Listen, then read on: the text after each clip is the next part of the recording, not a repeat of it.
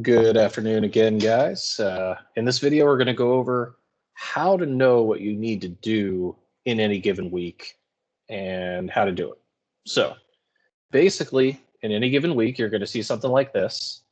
This is not necessarily showing your class right now. I'm just showing 1 week from one of my classes from last semester. But it'll look something like this. Notice this is English 3, Unit 3, Week 2 Standard. So that's the one we're looking at, but yours might be English 4 or honors or whatever, but they're all going to follow the same basic format. It's going to start off with this week's forecast. This week's forecast will basically tell you what you should do that week, what we're going to talk about, what we're going to go over. It's a short rundown of what we're doing that week. Then you just follow these in order. Attendance, to be counted present.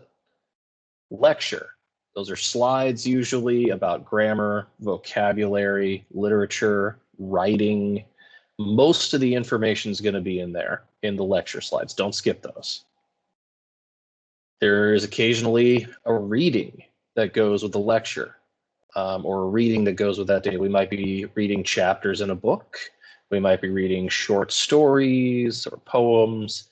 Those will be posted next in the list. If there's a whole book there, I'm not asking to read the whole book in one night. The page numbers for what you have to read are going to be in the lecture slides, so you got to look at those. Not asking to read the whole book in one night if it's a full book. Some of those are just going to be short stories, though. Then sometimes there's an exercise. Sometimes the exercises will be daily. Sometimes they'll just be a big exercise at the end of the week. Those are the classwork homework exercises. It's usually questions about grammar, vocab, and literature. To answer those, you would need to have looked at the lecture slides and done the readings. It's going to be difficult to answer those without doing the lecture slides and readings first. Please bear that in mind. Later on in the week, there's usually a journal. You just click on that, write it, hit submit. But the journal topics will be provided to you all week long in the lecture slides.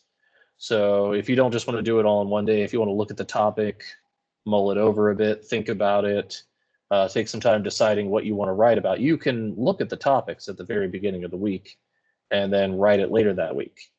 That's fine, as long as it's submitted by that 11:59 Sunday deadline. Now, on the last day of the week, there's usually going to be some sort of quiz, maybe a test if we're at the end of a unit. Those will usually be multiple choice, and they'll usually be at the end of the week with some exceptions. If our unit ends in the middle of the week, we might have a test in the middle of the week, but usually they're at the end of the week. This is not showing up right here because they're time sensitive, and we passed the date for last semester's tests, obviously. So that's why that's not showing up where my mouse is right here. But that's how you do a week. And this is in module view, or the home page should be the same thing. And each week you'll see a new one of these bundles of work to be done in order. It's all numbered and dated, and tried to do my best here to let you know what order to do these in. Don't skip around randomly, or you're probably going to be confused.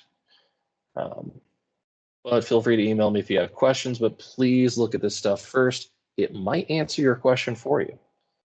Might save you some time. All right, till the next video, take care and have a great evening.